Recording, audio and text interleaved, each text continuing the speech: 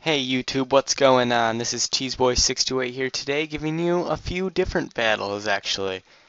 These are battles between me and a fellow Pokemon commentator, Jaxe Gaming, and you'll see what battles those are in just a second. First, I'd like to just say he's a nice guy, he's cool, he's a decent battler, and you should check him out. I'll put a link in the description. But yeah, without further ado, let's go to the first battle and that preview. So our first battle was a UU match, and as you may have noticed, I've used this UU team before in a couple of the battles. So on his side, I see a lot of things that are weak to water, so Kingdra is going to be ideal for winning this game. The only thing that can take probably a rain danced boosted stab Hydro Pump from Kingdra is Azumarill, but Azumarill can't do anything back. So as long as I get Kingdra in and able to set up the rain, I can basically sweep his entire team. So let's see how that goes. So I start out with my Rotom Heat as normal, and he starts out with an Ambipom. I wasn't sure what kind of set it was, so I just wanted to scout a little bit.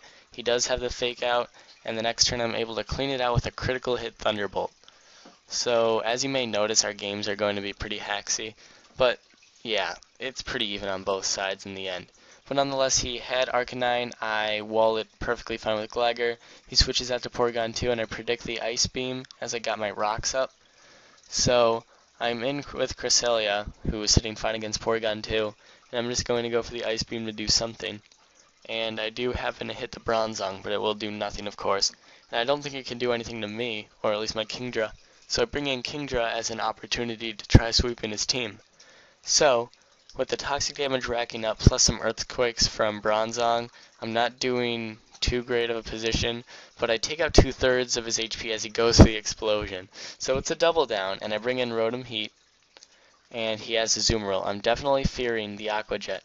So Hitmontop here can go for the Intimidate, and now I have an opportunity to possibly set up a little bit, but I'm not too sure. So either way, I'm going to play it fairly safe and go for the bulk up. And he does have the Intimidate from Trace, so now I'm at regular attack and +1 defense. He goes for the Paralyze here, so that's a little interesting. And right now I just want to get some damage on it. I'm kind of scared for some reason that this Porygon 2 is going to do something like switch into Chandelure. So I go for the high jump kick and miss. But I'm just going to take most of this time to set up. So now that he does bring in Chandelure, that's why I go for the Stone Edge here and before, because of triggering that switch into Chandelure. Nonetheless, the Chandelure is out of here, and this Arcanine, that did a huge chunk, seen as I'm at +3 defense. That is some raw power there. But anyway, after all the recoil with Life Orb and everything, plus a few hits from me will easily take out this Arcanine. Now he brings in a Azumarill, and I'm fine with staying in. I'm not really worried. And he goes for a hidden power, and I'm like, what? And I found out eventually that I was hidden power flying, which I guess makes sense, but on a Azumarill it's a little weird, since, well, Azumarill is known for physically attacking. I'm sure it can take out Heracross and like the occasional Virizion, but yeah, anyway, he goes into Porygon 2 as his last poke, and I'm just going to set up a little bit on him. I'm not sure if a high jump kick can take it out, plus his charge beam isn't doing a lot to me. But yeah, I just finished it off with a high jump kick, and that's a 5-0 victory. So our second match is going to be a random battle, as he requested. I don't really know a lot about random battles. I personally don't really like them. But yeah, if you guys want me to upload random battles, I'll totally do that if you want. But yeah, so he'll have more experience than me regarding random battles. And yeah, we'll see how that goes. I won't show a team preview because just like when I was facing him, I didn't get to see what he had at first. So you'll see that during the battle. Alright, let's go. So I couldn't see it at the time, but now you can see it on the side that he has basically a full-on Sun team. So I'm at a bit of a disadvantage right at the beginning. Nonetheless, Lileap is my big starter, as it's really the MVP of this game. I'm just going to try to hit things as hard as possible, hopefully not see any recovery moves. But yeah, now I'm kind of threatened out from this Hydreigon, from the Fire Blast, and my Tentacool takes it very nicely despite the Sun boost. So now I'm going to take this time to set up some toxic spikes, as that way just get as much damage as possible. That would very much be appreciated. Now I have both of my toxic spikes up, so I'm doing pretty well, and I survived that Draco Meteor barely. So now I decide, well, maybe this knockoff will be beneficial, and it turns out he does have leftover, so that'll reduce his recovery. So now I want to save my Tentacool as death fodder, and I'm going to go into Lileep.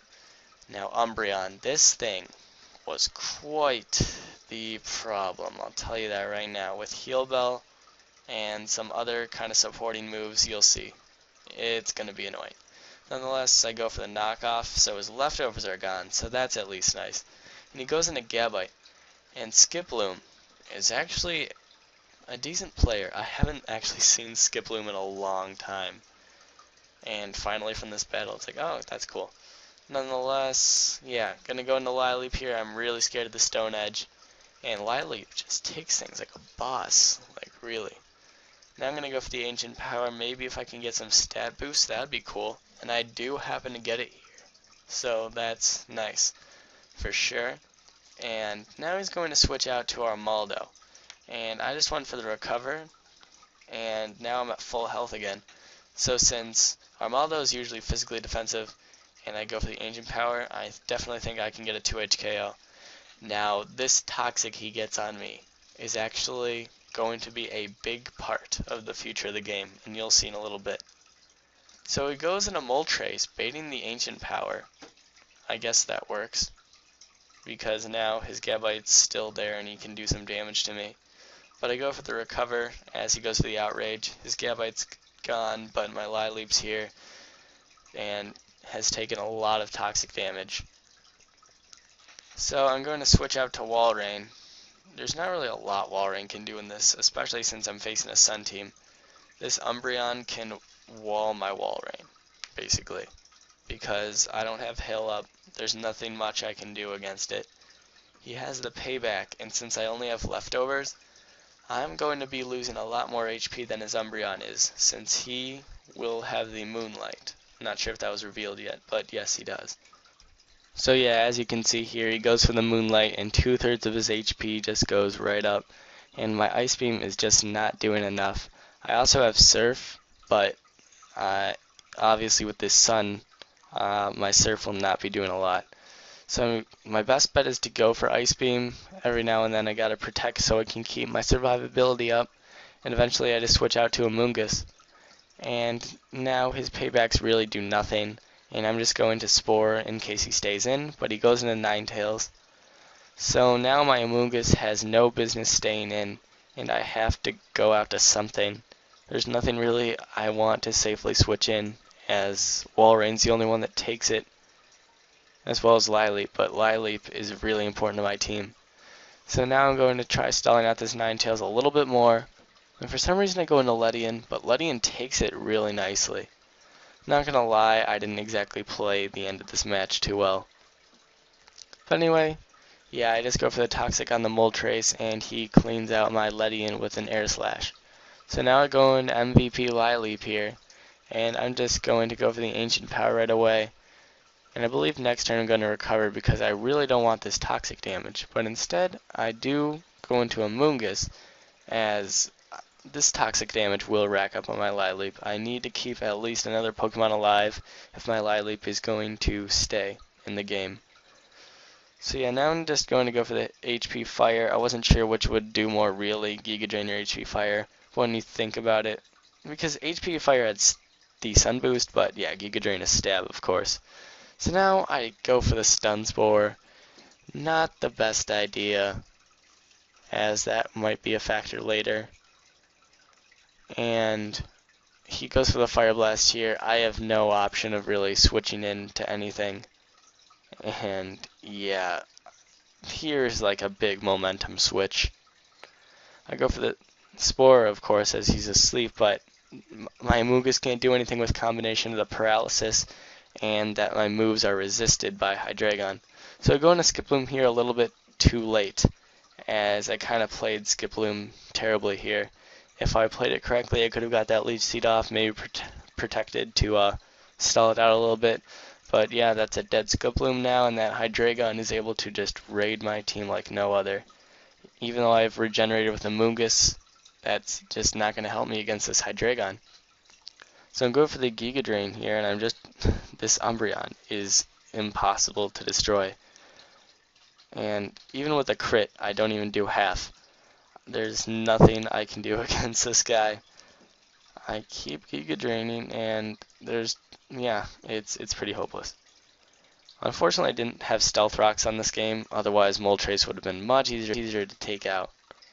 But yeah, now he brings in Moltres with my Walrein as I switch in onto his Moltres, and Surf's my best bet, I guess. Even though there's the sun up, I'm pretty sure I can take out Moltres, which I do. And I do have the Roar, but I don't want to reveal that yet, as I want to get him at a really low HP first. So he's going to sub down a little bit, thinking he'll Toxic Stall me, and next turn is when I'll Roar. So that way he basically wastes his sub, instead of being able to attack me behind a sub. So I do in fact go for the Roar, and his Hydreigon is in here, and there's just nothing I can do. Walrein's gone. And I don't even know why I go into a Moongus. I guess Lileap's HP was running low. But yeah, he goes for the Fire Blast. I can't even go for the Spore on that turn because I get paralyzed. And the Dark Pulse finishes me off. Now with Lileap being the only one, and with Toxic, yeah, it's kind of unfortunate, as Umbreon and Lileap are both stallers, but being paralyzed in a Stall War is much better than being toxic. So I'm going to recover stall here. Yes, I know. It was definitely annoying. I was kind of joking in the chat, just be like, Lileap, live, come on. But yeah, as you can see with a combination of payback and the residual damage from toxic racking up, there is no chance Lileap is going to do anything. I'm sorry, guys. I should have not done this. That was me joking around, and it wasn't the best. So Lileap is almost dead. And there you go. Lileap's done. That was a 3-0 victory for him. So Jaxe Gaming requested a final battle in the NU tier to determine who wins 2 out of 3. And well, I really like this NU team. In case you guys remember that blast from the past, my first video was with this NU team, and I really love this NU team. It's so solid. And looking at his team, I don't see anything too threatening. There's that speed boost Combuskin, but I'm not scared of that. That Drifblim might be able to do something, and that Altaria's a little wally, sure, but an Ice Punch from Golurk should be able to take it out easily. Nothing seems like a threat here. The Audino is basically his defensive core along with Bastiodon. And yeah, my goal, take down some walls, and I can get the rest of those pokes out easily, maybe with some facades from Swellow. So let's go. So I start out with my Scarf Rotom as he brings in Kangaskhan, and I'm kind of scared of the fake out, so I'm bringing Alamola, and I take that very nicely, and I go for the Toxic on the switch, which kind of plays a key here because I miss. So now his Flame Orb activates, so he gets the Flame Boost from that Flame Orb, and so now his special attack is 1.5 times stronger. So he goes for the Stockpile, oddly. And then he goes for the Destiny Bond. So I definitely don't want to be attacking. And so I bring in Torkoal, really maybe be able to wall it a little bit, get my rocks up. That'd be nice.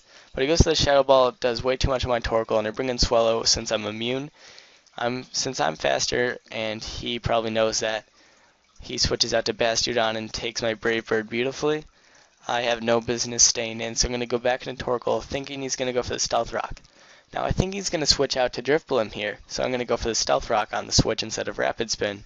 But he brings in Altaria, and I'm not really scared of it though, so I'm perfectly fine with going for the Rapid Spin now, as it seems like he wants to stay in with it.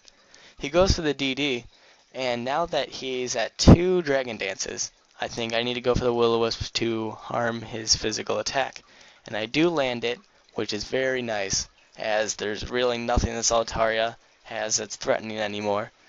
So I bring in Alamola since I'll wall it really well, and he switches out, which I find a little weird, as His Altaria was at the highest attack it'll ever get to in the rest of the game, but yet he wasted it. Nonetheless, after a couple plays of bringing Golurk, and that threatens out the Audino, I think I'm in a pretty safe position, so I just go for the safe Drain Punch. I'm fine that he switches in Drifloon because Drifloon's almost dead from hazards and the burn. And he goes for the Destiny Bond as a last chance to maybe take out my Golurk, but luckily I switched out to Licky Licky, who's immune to his Stab Shadow Ball anyway. Now he has Audino, which I find out now has screens. And he goes for the Toxic, as even though I do have Heal Bell on Licky Licky, it's a very balanced team. And so my Golurk here is trying to do as much work as possible. Nothing is immune to Drain Punch anymore, so that's going to be pretty fortunate. He does have the Reflect up though, so my Ice Punch only does about half. But now I'm thinking he's going to switch out for sure. And he does switch out in Kangaskhan, and I predict that with the Drain Punch, so I get a nice amount of health back. He goes for the Fake Out, and my Alomomola takes it beautifully. And I go for the Toxic here. Again, I'm just playing safe. I have no reason to predict too much. But yeah, he has Bastiodon, predict the Stealth Rock, and he has nothing to spin block anymore. And he reveals he's a Metal Burst set, and that is key later. You'll see that. So I burn the Bastiodon. It would be nice to harm it a little bit. And I just go for the Rapid Spin on the next turn. So now he has Combuskin in here, and I don't find it threatening. I do have the Earthquake, and that should easily take out the Combuskin sub, which it does. All he's doing right now is getting some speed boost, which just about everything is faster than Torkoal, so I'm not scared of that anyway. So I think he realizes that, so he switches out from Combuskin to Altaria, which is taking a lot of damage from these Stealth Rocks now. I'm going to go for the Will-O-Wisps again, in case he tries to set up on me again, and yeah, I'm going to go into Alomomola since I can wall this Altaria forever. Seeing that he has the Roost now, it's going to be a bit of a longer match, unfortunately, but that's alright. I like matches. They're fun. So, I just get the Toxic on the Audino, get some residual damage. If he switches out to something else, that would be cool too. But yeah, now I'm going to go into Licky Licky. There's a couple things that are suffering from status ailments, so if I get the Heal Bell off eventually, that would be cool. But right now, I just want to get this Audino's health down, which it seems like he doesn't have too many things to benefit him regarding health-wise. Like, he doesn't have Wish and Protect. And so it's really just going to be a stall war between Licky Licky and Audino, but Licky Licky should definitely come out looking at his moveset. Because all he can do really is heal his Paralyze, but he has no recovery moves. He can't do anything really. So he sets up the Reflect again, but that's not really going to help him since his Audino doesn't have any recovery moves, but it does have Regenerator. But anyway, my Body Slam from Licky Licky does nothing to Bastiodon, so I have no business staying in, and he goes for the Ice Beam with his Bastiodon, which is interesting. Never seen that before. So I go for the Earthquake. Forgetting about the Metal Burst and the Reflect, he survives and is able to finish me off with that Metal Burst. No worries though. It is 5-5 though, so it's pretty close. I go for the Will-O-Wisp now. It would be nice to hinder that Bastiodon, but I do hit the incoming Audino. And basically, what you're going to see here is Torkoal going to go for Will-O-Wisp as much as he can to get that residual damage, and when he has other opportunities, he'll just go for the Earthquake, as he'll slowly beat that Audino. Because as you can see from my health, from leftovers, I am at full health now, which is really nice, as all he can do is set up screens and Heal Bell. But he does have the Toxic, and now that's going to rack up on me a little bit, but I still have Licky Licky, so I'm not worried. That Audino is almost gone, has 12% left, but he's going to switch out, of course, and thanks to Regenerator, he's going to have a nice health again. But this Kangaskhan is now burned, the Reflect is off, and I'm going to switch out too, since he goes in Audino and I go into Torkoal as I have Toxic on me. So he goes for the Heal Bell so his Kangaskhan isn't hindered anymore. I'm just going to go for the Toxic, so now I have more residual damage on this Audino. He doesn't have light screen, he only has reflect. So my Scald will be doing the same as it was before, but it's not doing that much anyway since I don't have any special attack investment. But now we go for the Toxic here. And I'm just going to try damaging this Altaria as much as possible.